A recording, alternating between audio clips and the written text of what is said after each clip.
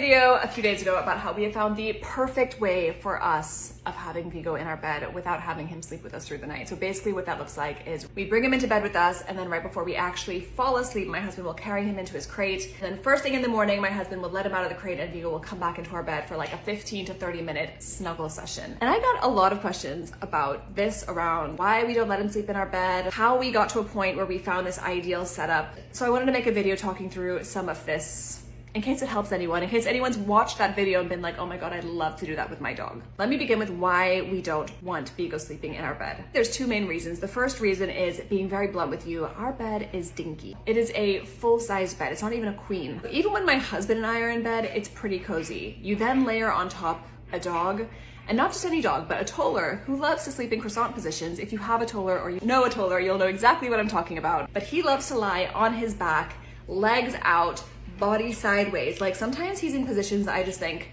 how is that comfortable? But I digress. The problem with these positions is that it's uncomfortable for us because he takes up even more space than he should. So for quite a small dog, he takes up a lot of space. We still love him, but he takes up a lot of space. The second reason is always trying to think about, in our future with Vigo, how do we see him fitting into our family? And if you know that I am 18 weeks pregnant tomorrow. And I've always tried to give thought to, how do I want Vigo to fit in with our family? Not just today, but in 5 years, in 10 years, in 15 years. And I'm giving particular thought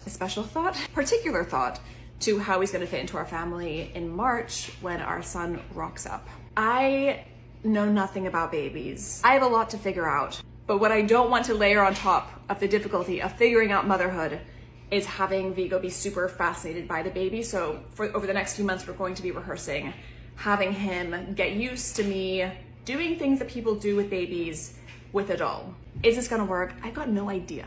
I don't know. And I don't even know what I should be rehearsing with him. I need to do some more research into this, but broadly speaking, I have the approach that I want to work through with him. But part of that is that I don't want him to expect to have the bed as his space. I always want to make sure that that's our space, especially when we have a baby, so that if I'm feeding in bed, or if I'm having a breakdown in bed with the baby, or if I'm doing whatever I need to do, I know he's not going to be kind of making things even more challenging by getting involved with it. Those are the two main reasons why it's right for us. That doesn't mean that it's right for everyone. Everyone's different. What we do might not be right for you, totally okay. So how did we get to this point of magic? How did we get to a position where this is our life with Vigo every day now, which is so wonderful. Like, I'm so happy that we're at a point where this is working for us. And it hasn't always been this way. So when we first brought Vigo home, when he was 2 months old, he's now about to turn 10 months. But when he was 2 months old, I was very cognizant that I'd heard people say that one of the worst mistakes that new puppy owners make is giving their puppies too much freedom too soon. I've talked about this at length, so I won't go into it here. But what I will say is that we were very mindful about how much access to the house we were granting him in those first few months. He was not allowed on the couch. He was not even allowed for a period outside of the kitchen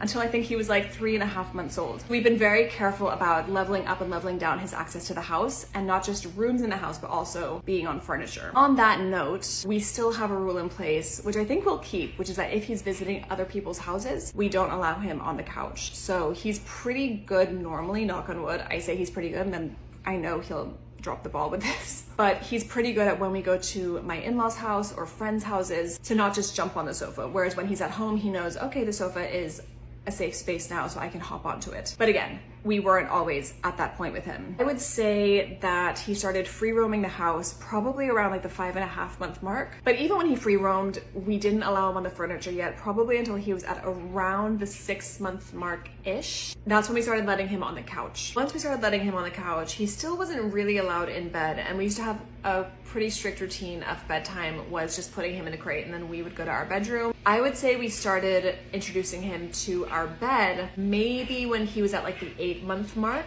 And I was really nervous about this approach. Someone on TikTok had written to me and said that they were doing what we are now doing, and I thought, oh my gosh, that sounds amazing, but isn't he going to be disappointed when we then put him in his crate? Because is this like giving someone a chocolate cake and then the next day saying, oh, for dessert you have broccoli, right? Like, it's not the same. We have not found that. On rare occasions, we have found that he will cry when we put him back in his crate, but I think that's honestly only happened like once, and that happened after we had been away and came back from holiday. I think he'd been in other people's homes and was just a little bit disoriented. Since that time, he has not cried going back to his crate. That was just our experience. I think you have to kind of feel out what's right for you. If you want to do what we're doing, my recommendation would be to be very mindful of when you start introducing this and not doing it too soon. I think, again, my 2 cents, I could be wrong. Every dog is different, every situation is different. But I think that if you were to introduce the bed, for example, to a 2 or 3 month old puppy without getting them fully confident in their crate yet, that's when I think the cake versus broccoli problem might arise. But I hope that helps. Let me know if you have any questions. I'd love to hear if you do it differently or if you sleep in bed with your dog. I'm actually curious, like, what percentage of people actually sleep in bed with their dog? I bet it's higher than we think.